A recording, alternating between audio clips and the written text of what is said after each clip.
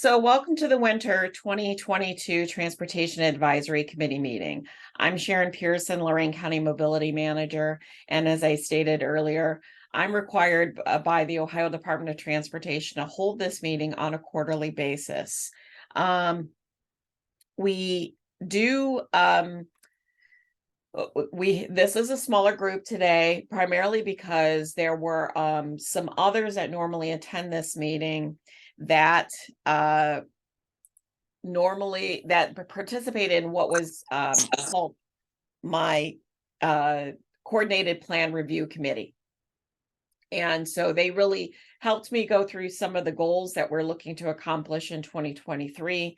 And so this would be repetitive for them, so they're not required to join.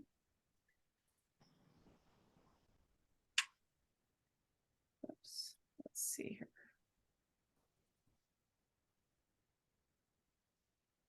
All right, so this meeting is being recorded and will be made available to everyone. You're free to share this with anybody and everybody. It will be located under the moveloraincounty.org website under the Coordinated Transportation Plan video section. We are asking if everybody could please mute yourself just so that we don't get any background noise from anyone. So this is the agenda. We are going to go over, and I'm going to share with you some videos about why is transit or transportation so important to a community. What is mobility management? And it's really important to lay the foundation before we start looking at the goals. As I said, this is a very, very small group. And so I'm really hoping that it leads to an opportunity for more people to chime in from your personal experience, from people that you have to deal with on a regular basis about their transportation needs, whether you're in Lorain County or not.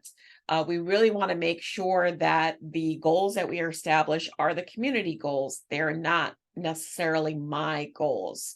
We all need to work together to improve the transportation options here in Lorain County.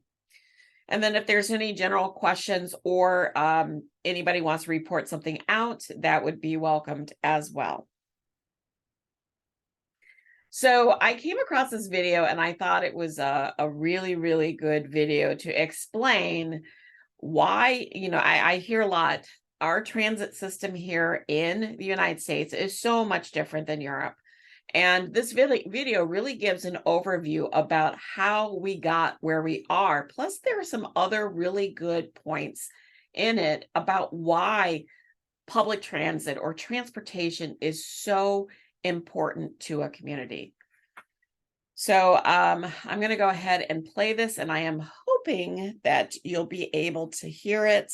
Let me make sure I have this on so that you can hear.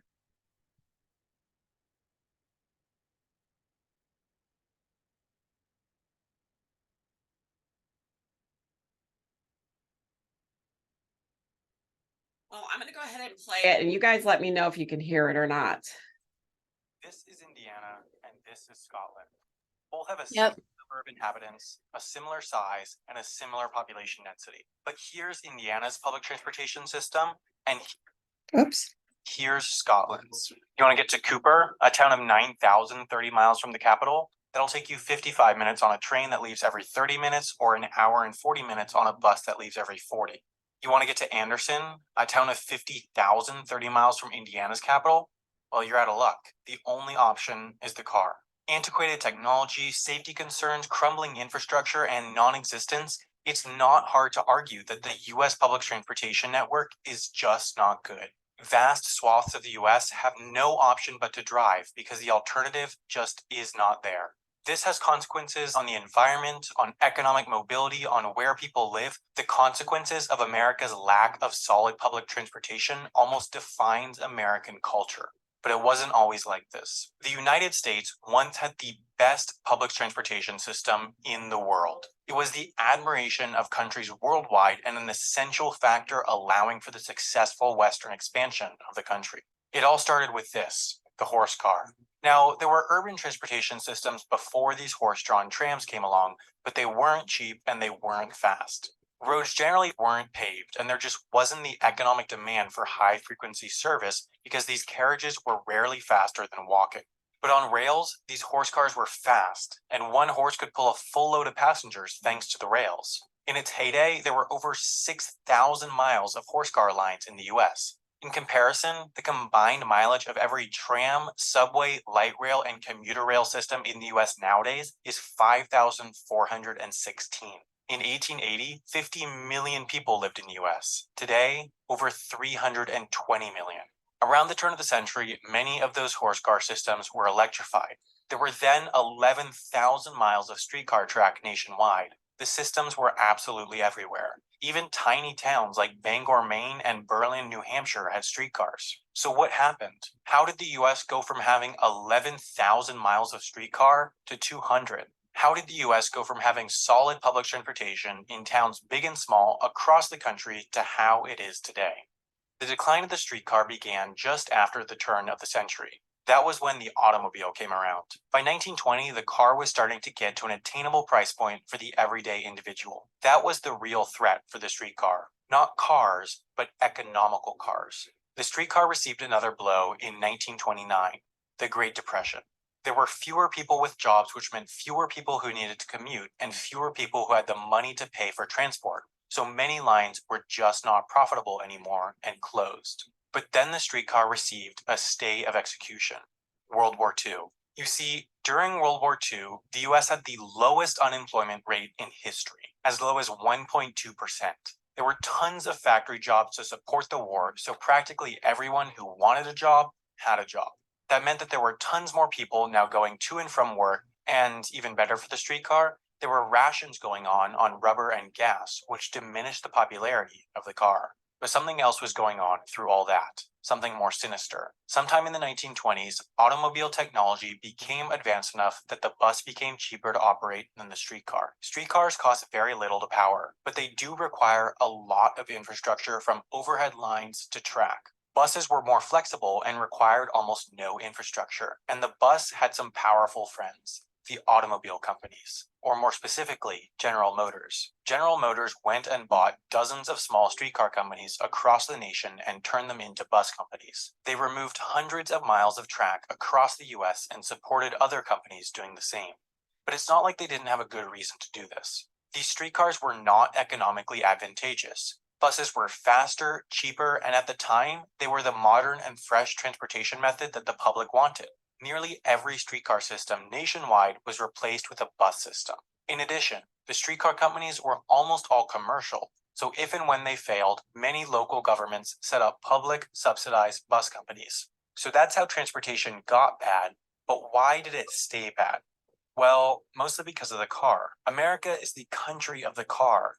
It grew up as the car grew up, so its cities were built for cars. Think Dallas, Phoenix, Los Angeles. You can't survive in these cities without a car. Remember, the United States is centered around the idea of personal freedom. With a car, you can go anywhere at any time. So politically, cars have historically been associated with the idea of personal freedom. Just like the Republican Party votes to have strong national defense, allow gun ownership, and preserve small government in order to promote personal freedom, they have always worked to promote the usage and ownership of cars. That means they often voted in favor of subsidies helping the auto industry, most often in the form of indirect subsidies lowering the cost of gas. Now, that was fine when cities were small, highways were new, gas was cheap, and climate change wasn't even a concept. But that's not the case anymore. Cities are just of a size where they literally cannot support their entire population driving. You can't fit more road infrastructure in many cities, but you can fit more public transportation. Cars were available to the common American much earlier than the common European, so the US set road policies early that allowed for large, smooth, and well-functioning roads. While the US was building its magnificent roads, Europe was building their public transportation systems. The high car usage in the US even has to do with zoning. You see, European cities tend to have less strict zoning laws which allow for businesses and housing to intermingle. The US zones its cities much more strictly. Houses are next to houses and businesses are next to businesses, which means that the distance between houses and shops in the US is much greater. Therefore, Americans have to go further more often. The most demonstrative fact is how the two places approach parking. In the US, zoning laws specify a minimum number of parking spaces per building. In Europe, the laws specify a maximum number of parking spaces. The 3 cities with the 3 lowest car ownership rates in the US all have something in common. Boston, New York, and DC are all old, rather compact cities with decent public transportation systems. Since they were cities before the car, they're built much more like the European cities that have such good public transportation systems today. Simplified, public transportation gets worse as you go further west since Western cities are newer. But here's the most important sentence of this entire video. Access to transportation is the single most important factor in an individual's ability to escape poverty. That is not a subjective claim, that is a fact that emerged from a Harvard study. Someone who lives right by a subway stop is astronomically more likely to find a high-paying job than someone who doesn't have a way to get around. Individuals in poverty generally live in poor neighborhoods with few job opportunities, but with reliable, accessible, and inexpensive public transportation, these individuals can get all across their city to where the jobs are. So, a good way to evaluate the effectiveness of a public transportation system is by how well it serves the poor. DC, for example, does a good job of this. The poorest neighborhoods have the greatest proportion of their residents within a 10-minute walk of a metro station, while the richest neighborhoods have the smallest proportion. Hand in hand with their move back into the cities, millennials are shunning cars. Car ownership among young people is at historic lows, and the urban youth is relying more and more on public transport. Some cities like Portland, Kansas City, Detroit, and DC are turning back to streetcars. Done right, streetcars can drive huge increases in economic development. They're more of a symbol of modernization that entices residents, developers, and businesses to areas. Portland, for example, has had an estimated $5 billion in extra economic development thanks to its streetcar. New streetcar systems are being built all across the US in cities like Milwaukee and Oklahoma City, since they're finally making money again. Not from their fares, but from the jobs brought by their existence. People didn't want them a century ago, but streetcars finally make sense again.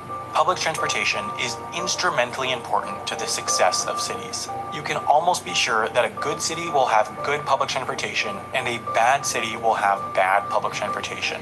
Public transportation increases economic mobility, decreases carbon footprints, and increases economic development. So the only question is, why not build more of it? So that's that video. I would love to hear your opinion on anything that you might have learned that you hadn't thought about before regarding transportation in the United States and why it's important. That was amazing. I did not know the history, and that we like swayed away from it rather than, continuing with it like some of the other countries around us. So that was fabulous. Thank you for showing that. Yeah, no problem. I second that. That was very interesting. Amazing, actually. Yes, there's so many things that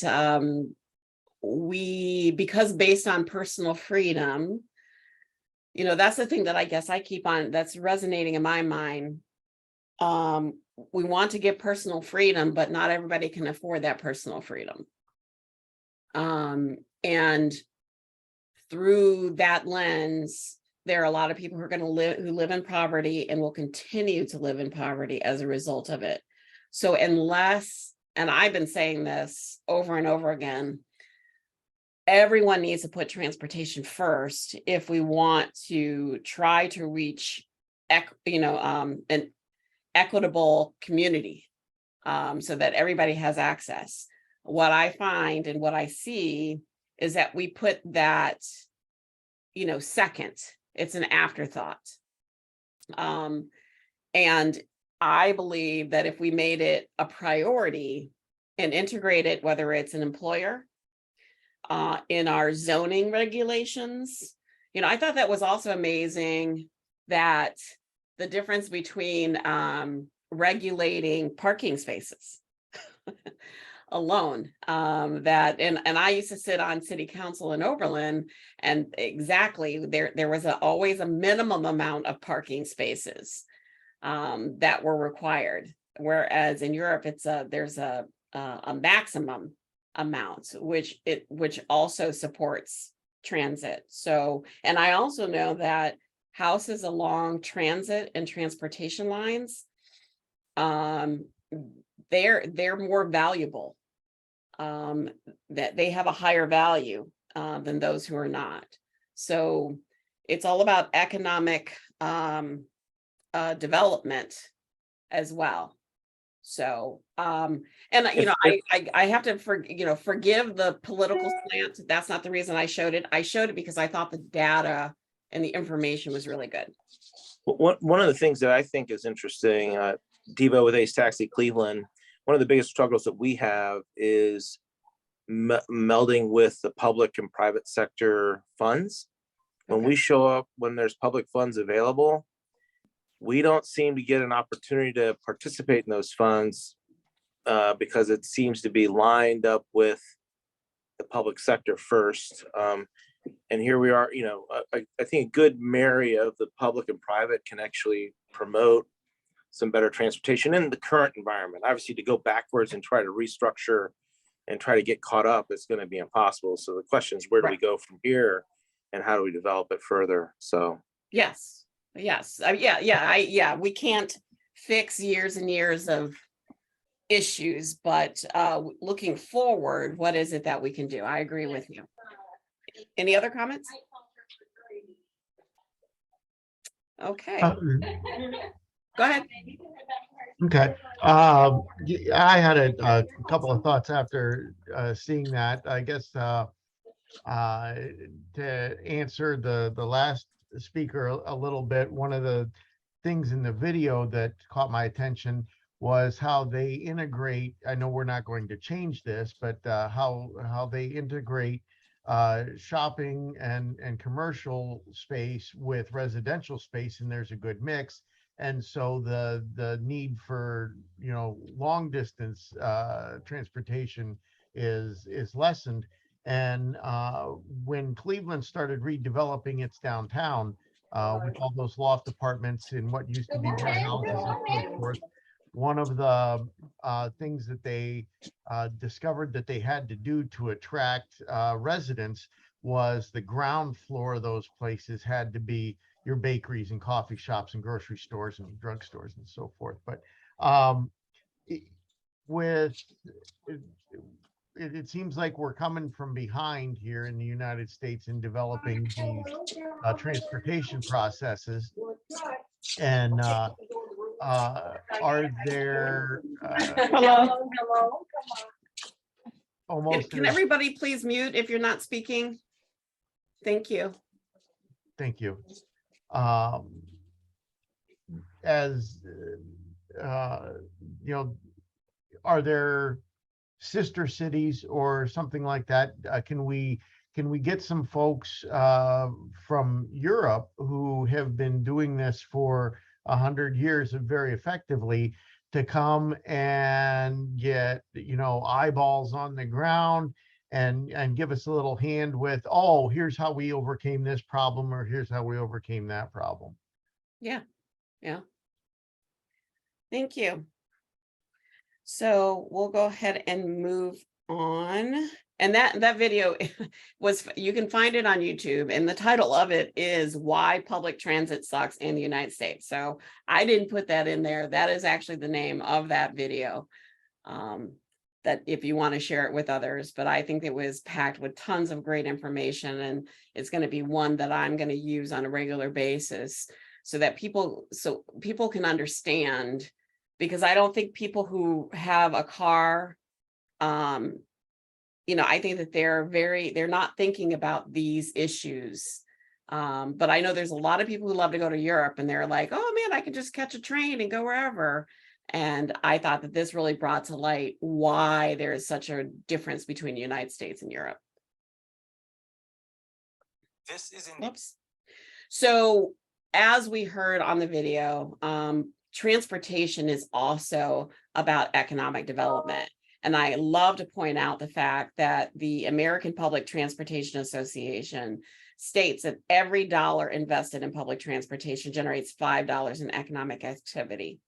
And that means people can get to work, they can get to medical appointments, they can get to grocery stores, they can socialize. This may be people who they may have money but cannot drive. And if they can't get out there, they're not spending their money in the community. And so a lot of times, yes, talking about the poor and the seniors getting where they need to go may not always resonate with people. However, or with elected officials. However, when you start talking about economic activity, that seems to get some interest. And so this is another fact that we need to make sure that we're sharing with others as well.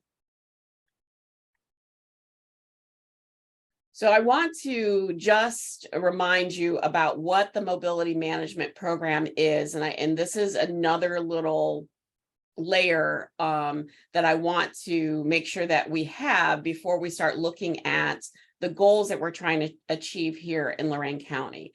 So the mobility management program, which is what I fall under as the mobility manager, is a federal transportation administration program that comes through the state of Ohio.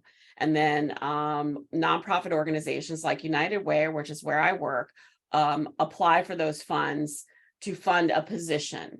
And so the way that the Federal Transportation Administration defines mobility management is an innovative approach for managing and delivering coordinated transportation services to customers, including older adults, people with disabilities, and individuals with lower income. Mobility management focuses on meeting individual customer needs through a wide range of transportation options and service providers. It also focuses on coordinating these services and providers to achieve a more efficient transportation delivery system. So that is how the Federal Transportation Administration defines the program and the work that I do here in Lorain County. So here's another video that I want to share. And this is more about Lorain County. And some of you may have seen this, but I think it's important to really take a look at this again before we look at the rules or at the goals for 2023 that have been proposed. And so I'm hoping you really pay attention to this and really think about it as we start going through the proposed goals. And I'm really looking for everyone's input on the goals. But I think that this really impacts me every single time I watch it. It's just really good to get this perspective about transportation in Lorain County.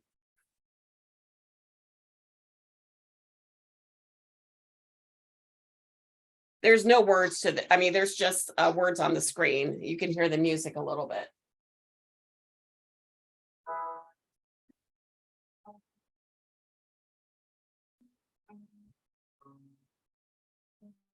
Oops.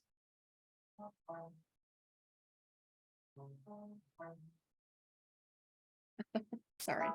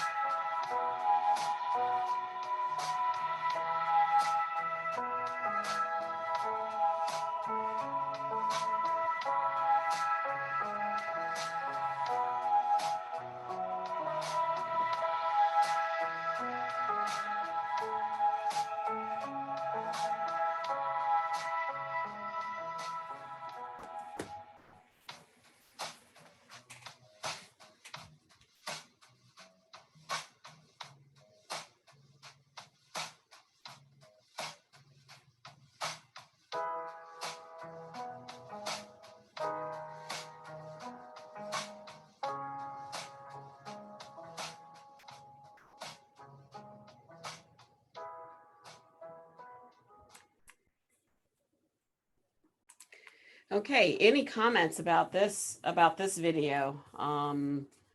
Maybe you already know a lot of this. I know that I have, and we've been trying to work to improve access to jobs here in Lorain County, but anything that stood out to you in this video? No big surprises here. Working with folks in employment, trying to get people from where do they live to where do they work and back home, let alone as it illustrates, other very necessary stops.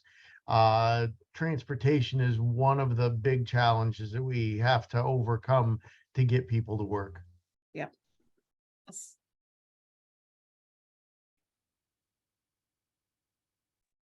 Yeah, I wanted to add that unfortunately this is not at all surprising. I live in Lorain County myself, so I mean, I hear about this all the time, and even when I worked in Cleveland as a case manager, I mean, transportation was already a bit of an issue even with the bus lines because of, my clients' proximity to the bus lines and depending on where they worked, how long that bus line would take to get them to work, and then if there was a snowstorm or the line was out. So having little to no access to public transportation out here in Lorain County makes it so much harder for people to pull themselves out of poverty and to get uh fair, good employment that provides a livable wage. It's next to impossible. You're right. Yes.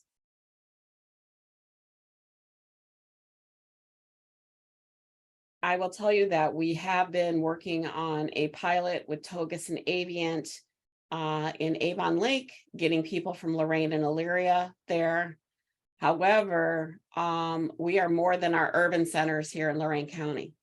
And that's where the other challenge is. I'll be honest, it's been easier for me to work with the urban centers than it is with the rural communities. And so I'm finding that is an area that I need to work on. I mean, Lorain County is the 9th largest county out of 88. But I think we're number 1 as far as not having a viable transportation system here in Lorain County, because Butler County, I'm friends with the mobility manager over there. They're number 8 and they have an outstanding transit system that's innovative. And they're using technology and everything over there.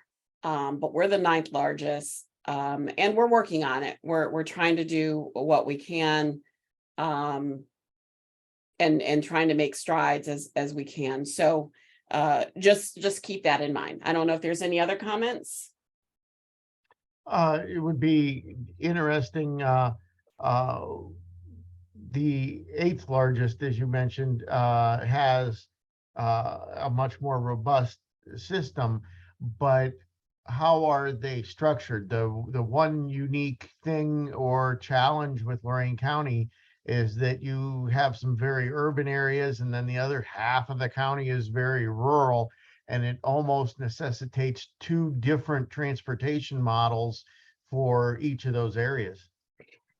And Chris, that is a very, very good question.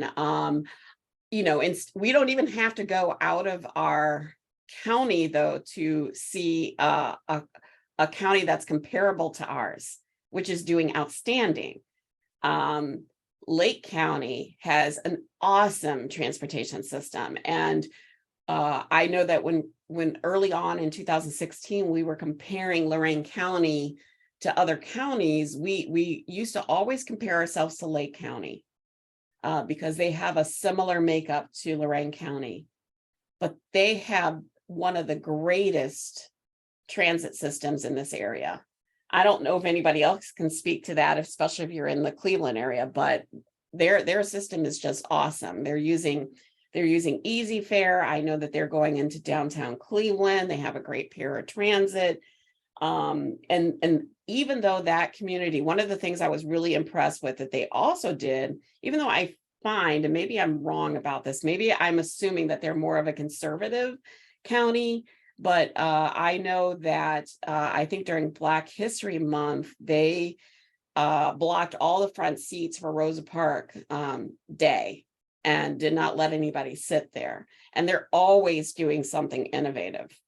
In fact, I think the president and CEO of Lake County encouraged the city of the Cleveland RTA to jump on board with the Easy Fare. So it would make it easier for people to buy their tickets. And now they can move from system to system to system without having to go to a machine. They can just buy their tickets on their phone for their system. So that's one of the counties that we could be comparing ourselves to. And they do have a sales tax that is dedicated to support their transit system. So I know I went a little off track there, but love that county and their system. It's been quite a while since I've been in Lake County. I would wonder if their growth is more recent than ours. We have systems and communities that are over 100 years old, whereas it seemed like a lot of Lake County was a little bit newer than that, and maybe that was one of the reasons why they could do things a little different. But the sales tax to support the transit, now that seems like a good solution to me, as far as how many other options are there, and are there, do we need 3 legs on the stool or 4 legs on the stool to get balanced financial support for a system? Yes, we've struggled with that. We've tried a half a dozen times here in Lorain County to get a sales tax initiative, and it just hasn't worked out. But we probably need to do some more investigation as to how have they been successful and what can we do. So that's a whole nother story I could talk to somebody about, because I know about the history and I was involved with some of the initiatives in the past. But we'll go ahead and move on to the next slide so we can. So these were the original 5-year coordinated transportation planning goals. These goals were developed in 2018. So our coordinated transportation plan covers a 5-year period. And this plan actually ends at the end of next year. So at the beginning of next year, we have to do a complete rewrite of this plan. And so we're going to be looking for everyone's input on this. Maybe these won't change, maybe they will, but we have to update all the graphs and all the information that we have so it's more current, so that we can continue to get this funding in Lorain County for from 2024 through 2029. So the original goals were to increase awareness of transportation options. And the reason for this was when we first did the survey, we found out that we had like nearly 700 responses. About half those people were not aware of their transportation options in Lorain County. In fact, a lot of people used to always say there are no transportation options. And we're finding that that is not true. What we need to do is make people aware. Now, since this time, it seems that the more that we survey, there are fewer and fewer people that are saying that they aren't aware. So awareness is not the problem. It's still access that we're seeing as the problem. Number 2 was developing and implementing a mobility management program. We needed to do that because Lorain County did not have a mobility manager before myself. I started January 1st, 2020. We put this plan together in 2018. It took a year before we could get the funding. So that's why you hear me saying that there was a 2-year gap. We had to complete the plan in 2018. We applied in 2019, and then were able to hire a mobility manager January 1st, 2020. Next was explore data and planning synergies. 4th was coordinate educational training programs. And 5th was explore transportation pilot projects. So now what we're going to do is we're going to look at what have been the updates to these goals over the years, and to see if there's been any recommendations through the coordinated transportation plan review committee.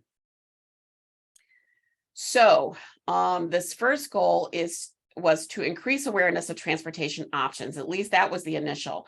But then last year, the group felt it was very important, based on the transportation surveys, that we really increase awareness through grassroots methods and targeted groups and organizations.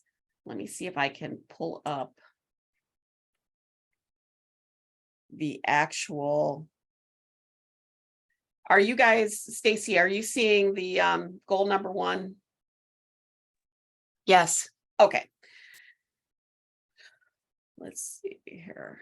It's not populating the way. Okay. Okay, there it is. So one of the things that we are talking about, or one of the tasks that we're talking about doing, is creating a listserv of organizations so that we can target them on a regular basis when we come across information that we need to get out to everyone.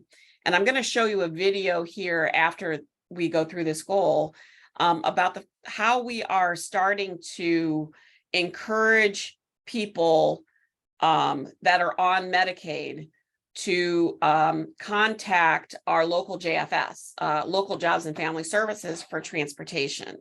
We just want to get that information out there.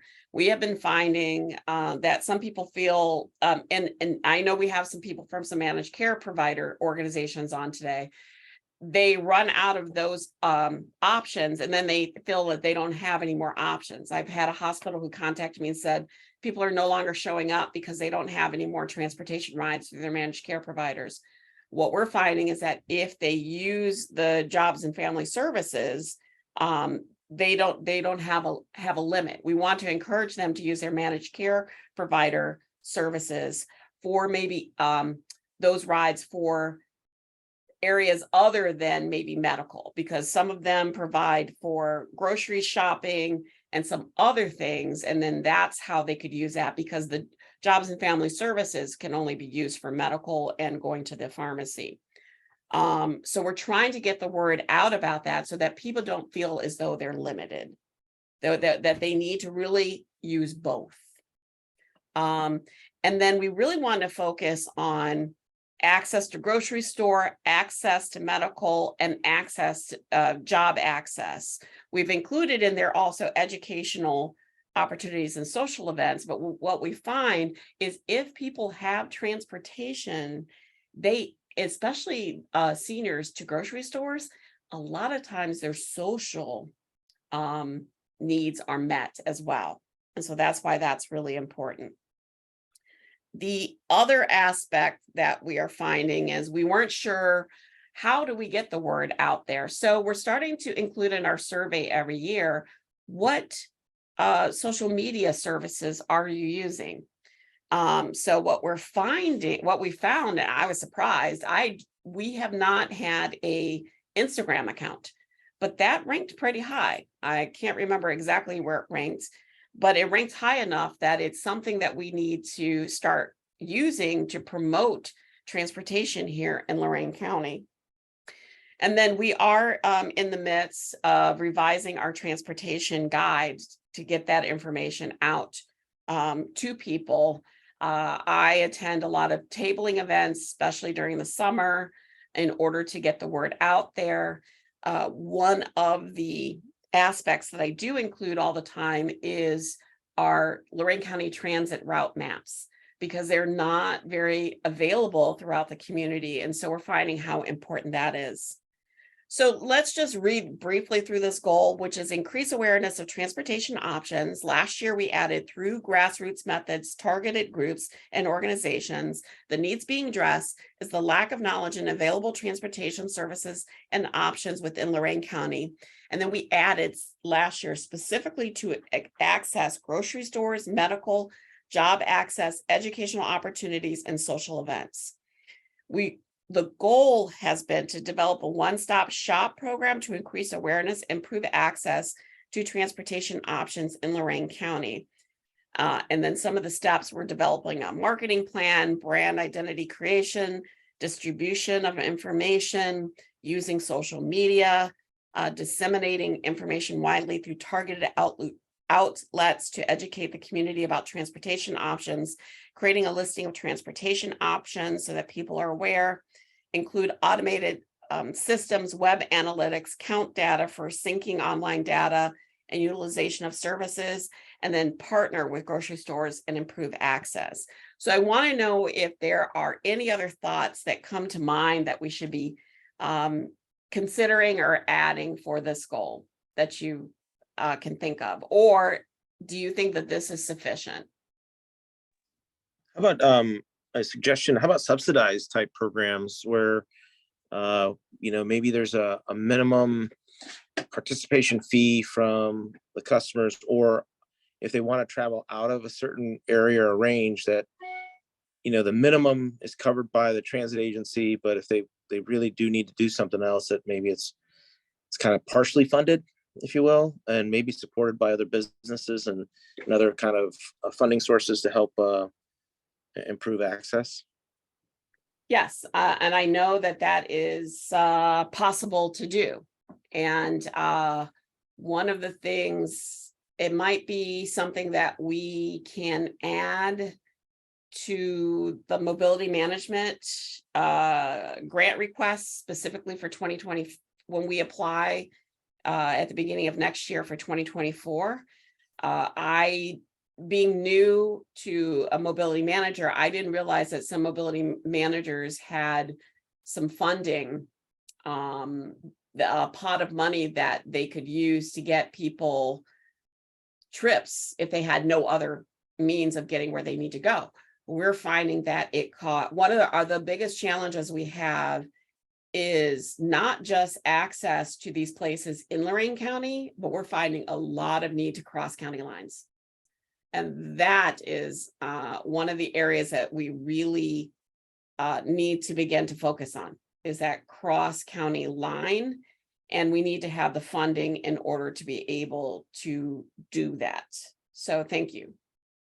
One other suggestion, which I think is from an operator standpoint, from a private business standpoint, we spend time going to bids and doing all this work.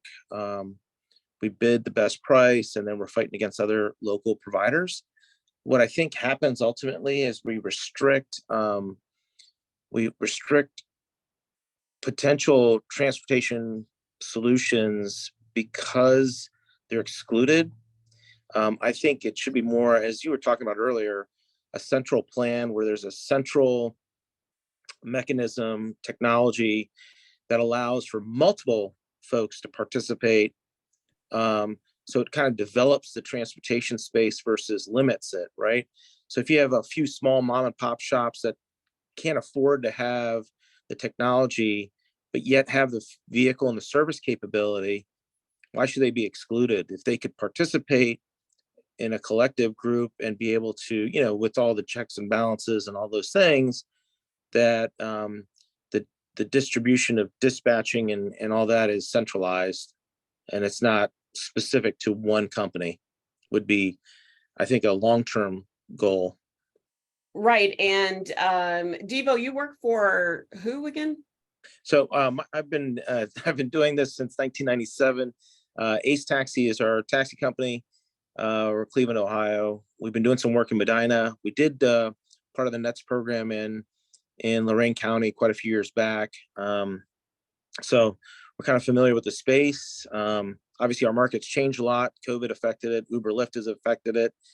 But what we're finding, I look around and I see a whole bunch of mom and pop shops out here that, if they had the technology we had, and I would want them to join us and utilize our technology to be able to provide service to our customers. And I think that it would behoove them to do that. But well, I would love to speak with you offline. I will let you and others know that anybody with 5310 vehicles or any other transportation providers, Jobs and Family Services are looking for people to submit a quote to them or a proposal. I'm trying to get a copy of their current contracts that they have, because Jobs and Family Services right now has a limited amount of transportation providers, and some of them are less than stellar as far as that goes. And we're realizing that if we have more competition, hopefully we can have a better service. So that's what we're trying. Plus, we have the 5310 vehicles, which are federally funded vehicles by the federal government, that are also, and so everybody can participate. So Devo, with what you're saying, that's one of the things that we are trying to focus on right now, is how can more transportation providers work with our jobs and family services, provide a proposal to them, because we need more of those services. And I know and Chris knows this, he's with Ohio Means Jobs. I'm trying to also figure out our system regarding our workforce transportation right now. So yes, at some point, Diva, I would love to speak with you more to see if there's some type of option for working with us, maybe even on that as well. Sounds good. I have some experience in Medina County with the Ohio Means Jobs program as well. Love to, we could talk about that, the pros and cons with it. Kathy Brittenbacher over there has really been instrumental in getting that from an economic development fund standpoint. So there's a lot of interesting things. So Okay. I appreciate it. Yeah, no problem. Anybody else have any comments on this, or do you think, besides what Devo has mentioned, that about the school? I was going to say, it seems as though the three of us should have a meeting sometime. And I wanted to just throw in there, as far as the funding, and you were talking about the seniors and JFS and that. Of course, one of the things that we do here at Ohio Means Jobs is try to remove barriers to employment. And part of that can be different ways to fund transportation to and from work. And so if that, if that happens to be a bus or a 5310 vehicle or whatever, we can, produce those vouchers just as well as we can produce, gas cards or Uber tickets. Mm-hmm. Yes. All right. Well, thank you for that. Let me try to get back to my presentation. Oops. Trying to hold on just 1 minute. Let me try to get back to my presentation.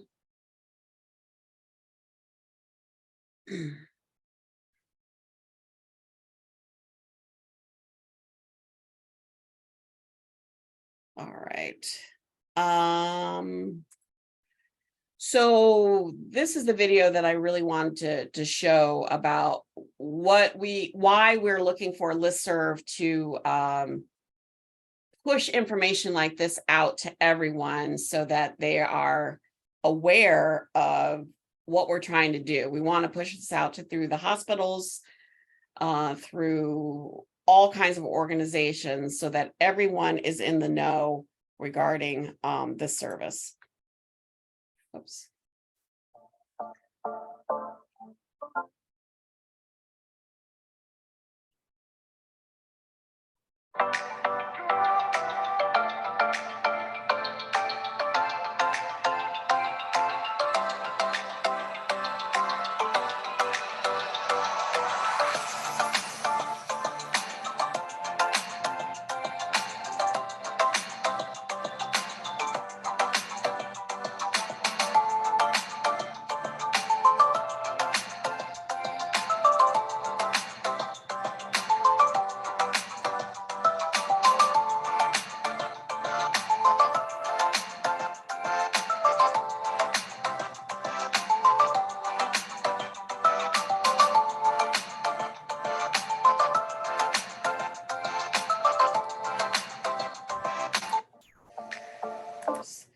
So one of the things I forgot to mention, that if you wanted to, since we didn't do introductions at the beginning, if you want to put your contact information in the chat, so that if you wanted to communicate with somebody that you've heard, speak here today, then you can be able to do that. So put your name, your contact information, and your organization, if you could do that. So goal number 2, we believe has been completed. And this was mentioned by the Coordinated Plan Review Committee this year, that although they believe that this task has been completed, they really liked the bullet points that were part of this goal. So let me share that.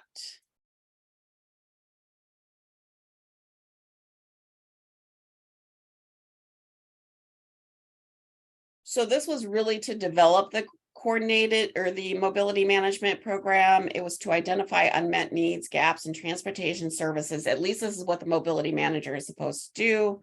To improve access to jobs, medical facilities, educational centers, and also supporting the local economy. The part that I want to mention that they felt that they wanted to keep, and the way that they that the committee felt that the best way to keep it is to make sure that these 5 points are part of the mobility manager's job description moving forward. They did not, even though this hasn't been completed, they did not want to lose these points, which is that the mobility manager should make sure to foster relationships, collaborations between public and nonprofit and private industry, provide transit that benefits them economically, such as shopping and services, improve relations, communications between the general public and policymakers, coordinate with nonprofits such as United Way, existing transportation providers and employers, agencies, veteran services that are serving targeted markets to assess needs and available services, explore funding and provisions of services by private businesses that will benefit department stores, shopping centers, medical providers, schools, employers to provide services, i.e. shuttles, to connecting to existing transportation. And 5, increase knowledge of current state and future possibilities. So would love to have your comments on, do you support this? Is there something else that we should do? We've kind of felt that this is already completed. Is there anything else that should be added, or do you feel that this covers it?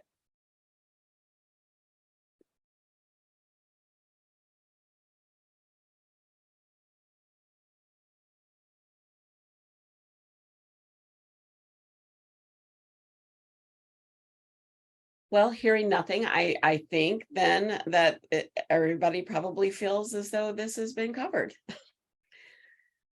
So we will go ahead and move on to the next goal. This is always so hard to go out and then come back in on this. So let me try to get the presentation back up again.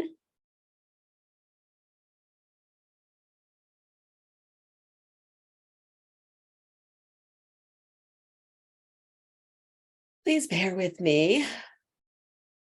This is always the most difficult part of the presentation, trying to move my screen forward.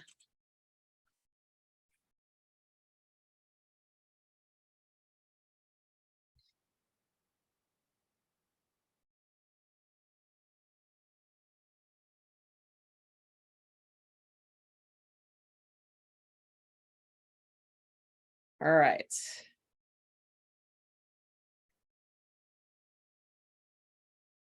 No, I cannot. Okay, here we go.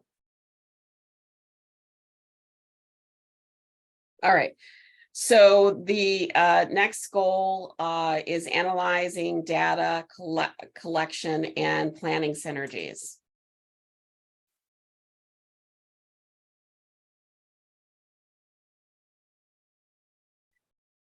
Oh, this is always such a pain because I know you're not seeing what I'm seeing.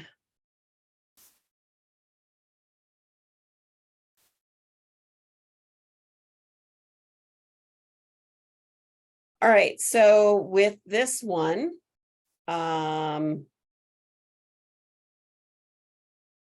so analyze what we, before it used to say explore, the previous group last year thought analyze was a better word or stronger word or more active word than explore. So analyze data collection and planning synergies.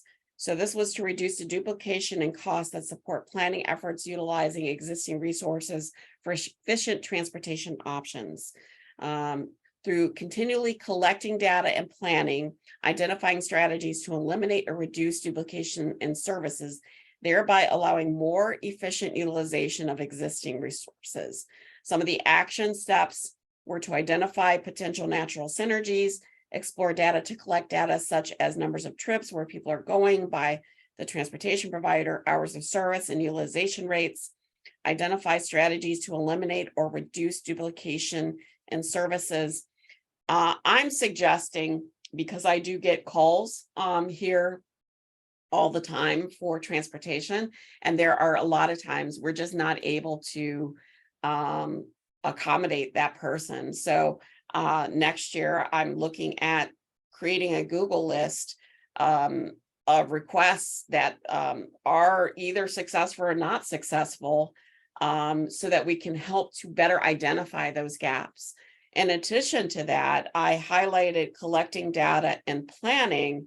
I have monthly bus ride-alongs, and I'm learning so much from talking with people that are riding and using those services all the time, that I think it's important that I make a concentrated effort next year to really include people with disabilities, low income, people who use these services, and seniors to participate in these meetings to get their feedback. Many of us may have cars that we're driving. It is not the same as somebody riding the bus. And for instance, we learned that sometimes people are losing out on housing opportunities because Lorain County Transit doesn't go over to the main office for Lorain County Metropolitan Housing Authority anymore. And if they don't have a car, it's not easy for them to get over there. I hadn't thought about that. That wasn't something I thought about at all until we got on the bus. And we find when we get on the bus and talk with people, they really want to talk all the time about what their experience is like. I can tell that they just live with what is happening, but if you ask them what they would like to see, our bus line operates every 2 hours. Ideally, we want to operate every 15 to 30 minutes, but a lot of people say, hey, if it operated every hour, that would be so much better than every 2 hours. So we learn a lot from people. So those are the two things that I added. I don't think that there was anything that the coordinated plan review committee added, but I would like to know if there's anything else you think that we should include in this plan for 2023 or this goal.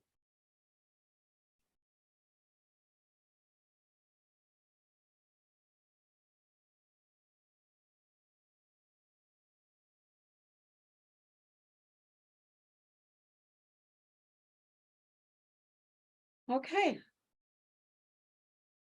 Let's move on to the next goal. Whoops.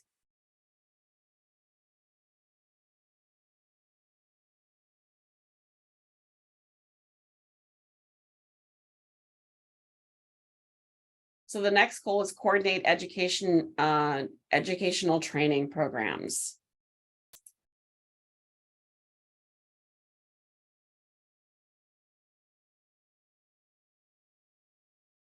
So let's see here. So with this one, the coordinate educational training programs, reducing training costs incurred by organizations independently paying for transportation driver training, improve individuals' comfort levels with utilizing available transportation services through training. So really what this is about is there's something called travel training. where I ride along with people to help them navigate various transportation services that we offer to help them get from point A to point B. One of the ways in which I've been doing this on a bigger scale is through my monthly bus ride-alongs, training people who may have clients that have to use the service. Unfortunately, we have a lot of obstacles for understanding how to use the service here in Lorain County. And so I believe that if these organizations or people at these organizations fully understand how to use it, they can better equip their clients that they're dealing with be able to use the service. It's very intimidating. I remembered in 2020 when I first got on the bus, I was kind of nervous. I didn't know what to do. I didn't know what to expect. But I learned, and now I'm really out there trying to train others so that they know and understand how to use it. The other part of this is also we have a lot of transportation providers. They all need some type of training. How do we begin to offer some of these services here in Lorain County so people don't have to travel? Some of these classes take place in Columbus. Can we provide them here in Lorain County so that we can reduce those costs? But as you can see, some of the action steps are identify potential natural synergies, identify common training sessions, ensure people providing transportation are culturally competent and trained to provide safe rides to individuals. We added last year, explore other travel trainer sites for ideas on how to assist people with using the local transit system. That primarily was put in place because of COVID last year. A lot of people weren't going out and providing that one-on-one training. So they were doing it via video and other means. And then create social media posts to train people on how to use the bus service that can be promoted on other social media sites. I have done that. I have a newsletter that I sent out that it focuses on transit, but it's really for some of it is for any kind of transportation provider with tips and information. And I encourage a lot of people to share that information with the people that they serve. So would like to know if you have any other ideas on this. One of the other trainings that I am looking to do is also provide what's called a car fit program, making sure that seniors are able to drive their vehicles, that they are fit to drive their vehicles safely. So I'm in the midst of trying to sign up for that program so I can go around to nonprofit organizations or independent living centers to help their seniors with making sure that they're operating their vehicles safely.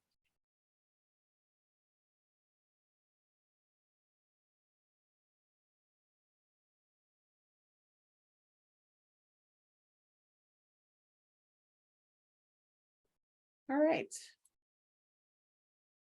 Moving on.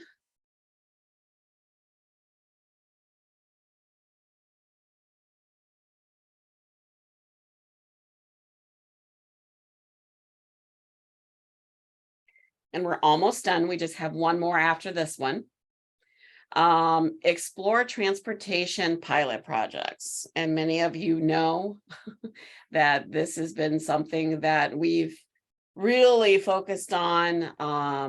It's probably one of my favorite things to do is to really have some demonstration pilot projects here. And so let's go over to take a look at this goal.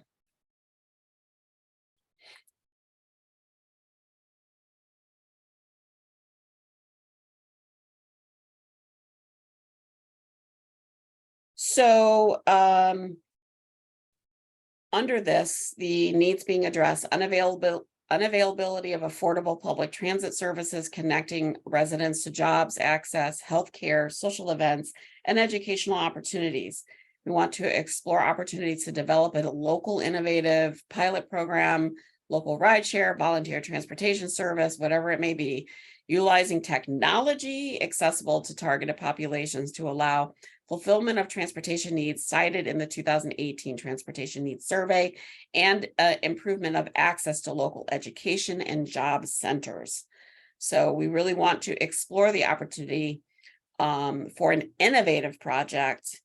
And I highlighted the fact that I'm very glad to hear that Lorain County commissioners have signed up with NeoRide and are looking at, which is a council of governments, which can help reduce some of their costs, but it also would allow them to participate in the Easy Fare program that allows people to buy their bus passes online and also other services, I believe.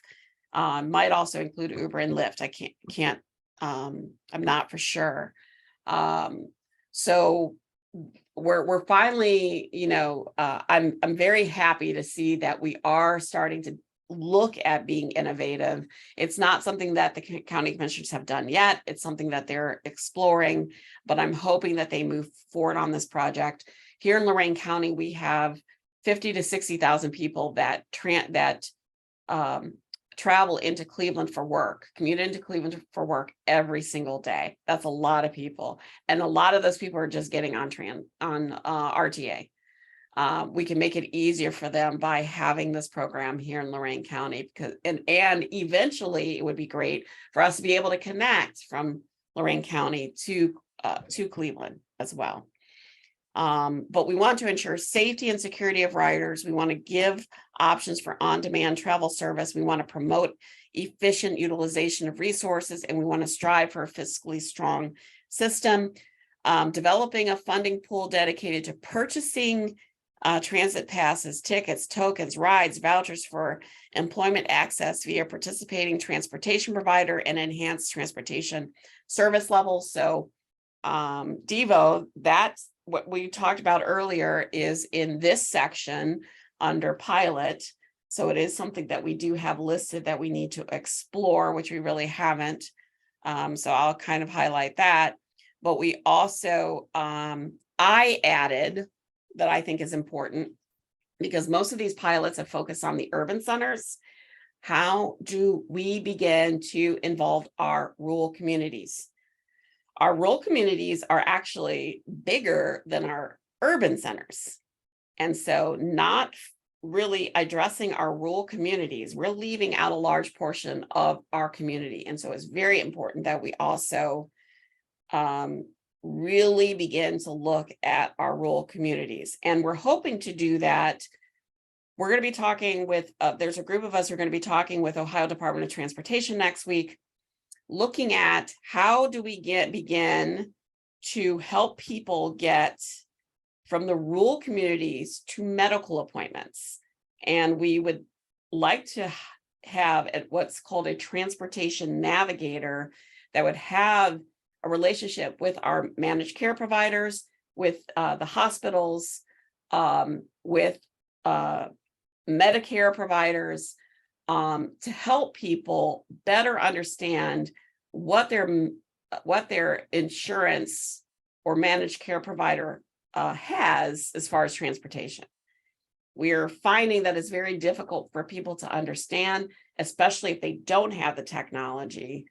And we just want to help get people to these appointments for quality of life. So would like to know if there's any comments on this goal about pilot projects. So with the program to get various payment methods to access the transportation, and maybe getting that boiled down to, say, your transit card. You have a transit card that works in every one of these situations. Also tying that as a unique identifier, not to the individual, but to trips.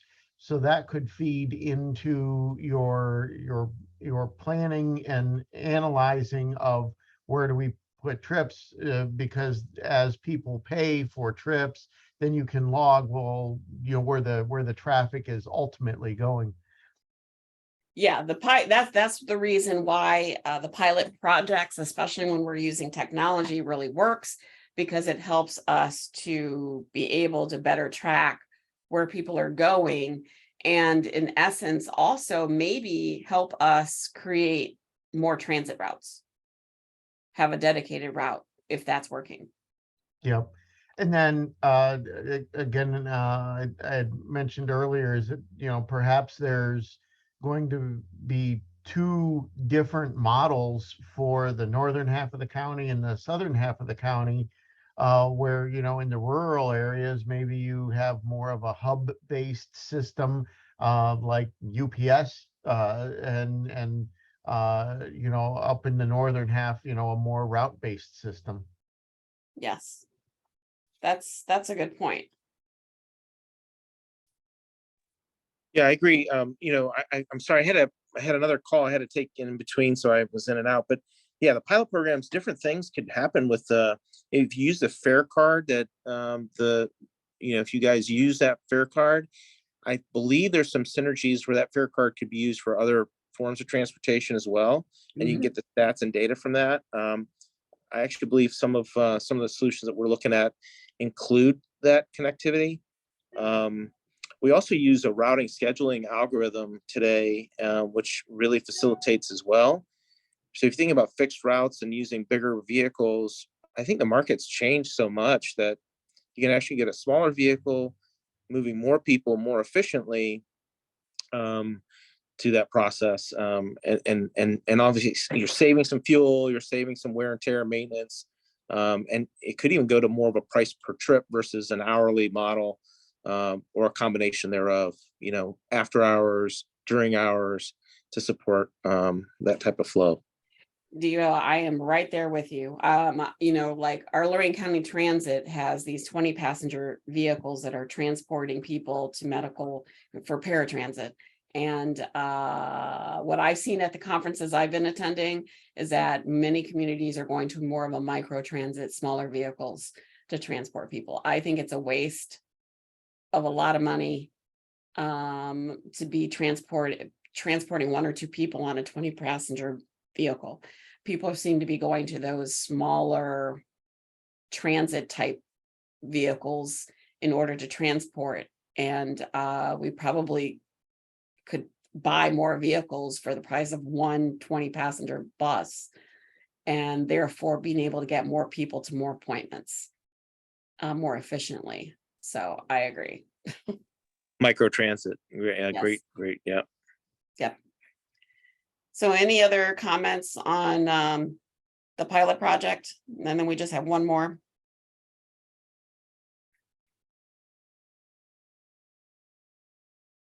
Okie dokie. So our last one.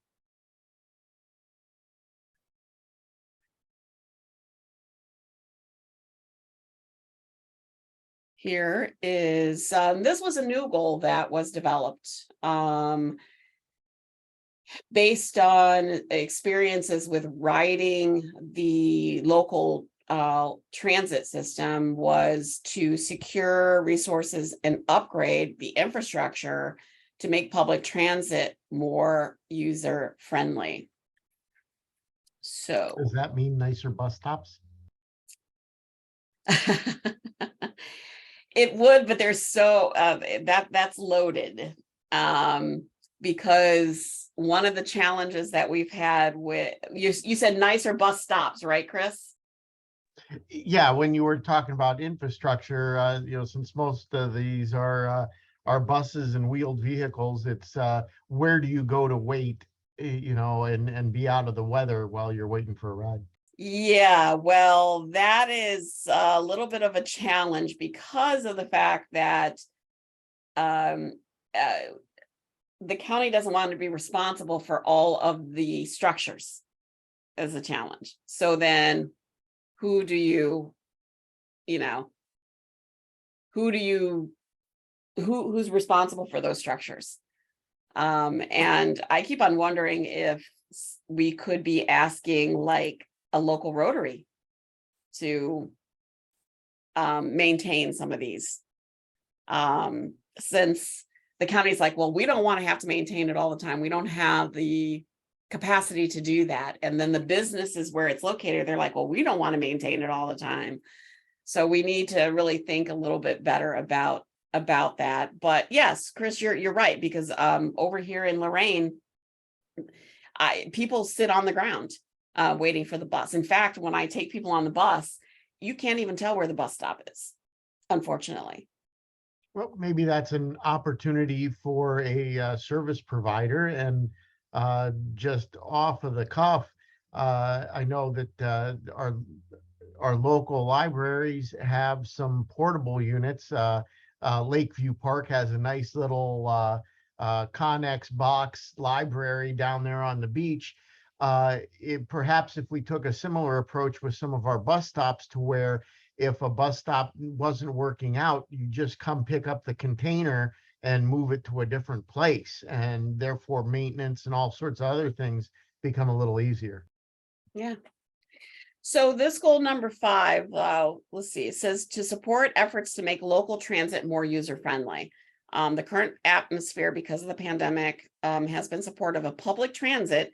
And so we're going to see a federal funding support, or we've seen it, with an increase as of much as 40% through the federal infrastructure bill. The funding and current support could be leveraged to make the local transit system more user-friendly for those who rely on fixed route and for those who desire to use local transit fixed routes but yet have not done so yet. And I also believe also that we need to look at first mile and last mile regarding transit too. So some of the steps that we had talked about is add technology to make using transit user-friendly for banked and unbanked population, services to improve the rider's experience. We were specific, like on pull cords. If you've ever been on Lorraine County Transit, there's a bunch of stops listed on our routes, but the bus does not stop at all of them.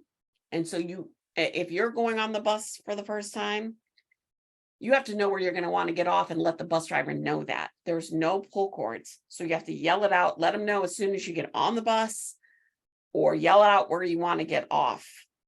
Signage. At most of these stops, except for maybe Ohio Means Jobs area, you don't know where to stand for the bus. And just look at best practices. What are other transit organizations doing? Continually seeking funding and opportunities to improve the service for the user experience. So I don't think, except for Stacy, is the only one that has been on the bus, but I don't know if there's any other comments. I am going to be rewording this because that's not worded. The strategy is not worded very well. But I don't know if there's any other comments that anybody has regarding this goal, which is a new goal.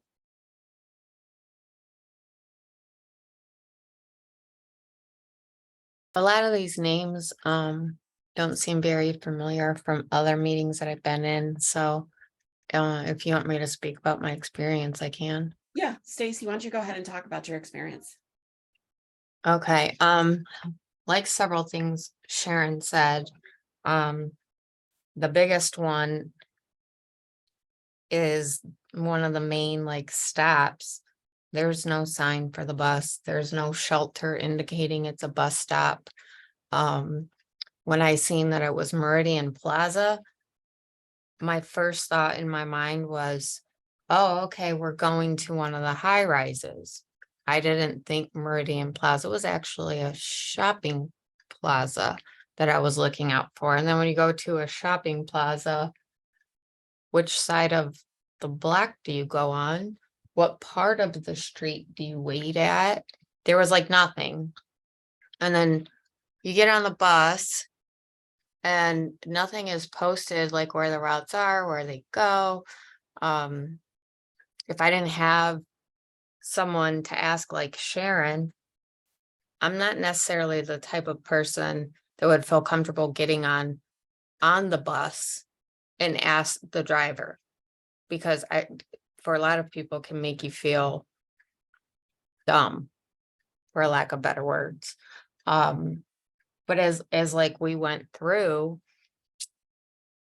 I didn't know that you were supposed to shout out if you needed to get off on a stop.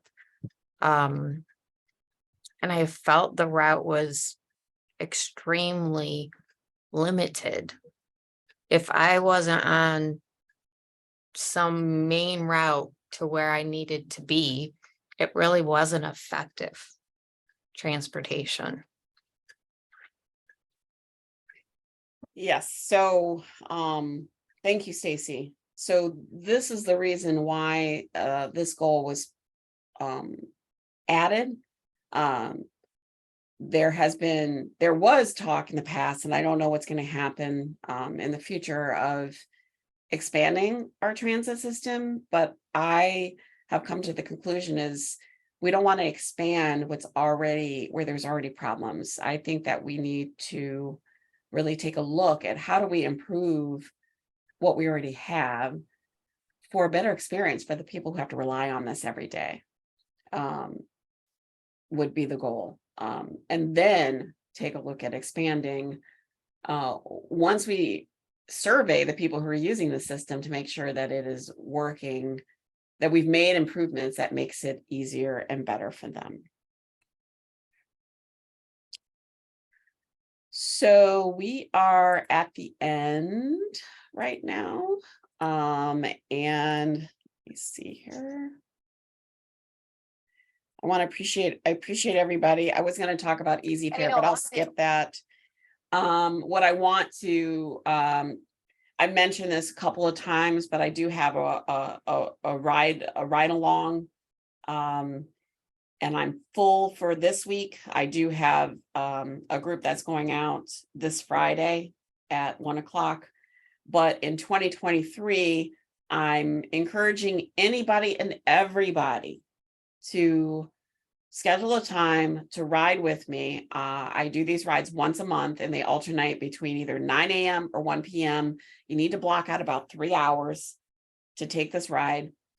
Because we take it from Lorraine, do a full circle or a round trip, which takes completely 2 hours. And I think it's an eye-opening experience to ride it and to understand it. I try to have no more than 5 people with me, because there are certain times of the day and certain times of the year where the bus is full, even though people do not believe it gets full. But it is an experience that once you are on it will live with you forever. And I think that if you have clients that have to use the system, you can help them understand how to use it, because it's so inexpensive to use. $2 per ride is all it takes. So just want to encourage you to do that. Let me see what else. I don't know if there's any agency announcements or organization announcements that anybody wants to make. Let me know.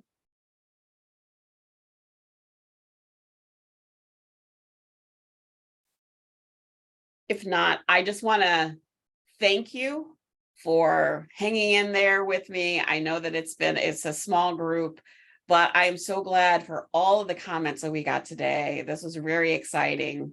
I don't normally get as many comments as this, and I really appreciate it. The next quarterly meeting will be March of 2023. It comes out in the monthly newsletter, which I have to put together. Probably won't come out till next week. But I'll be trying to put together all of the quarterly meetings at that time. And just want to thank you for being here today. I want to make sure that we end on time. So thank you. Thank you very much.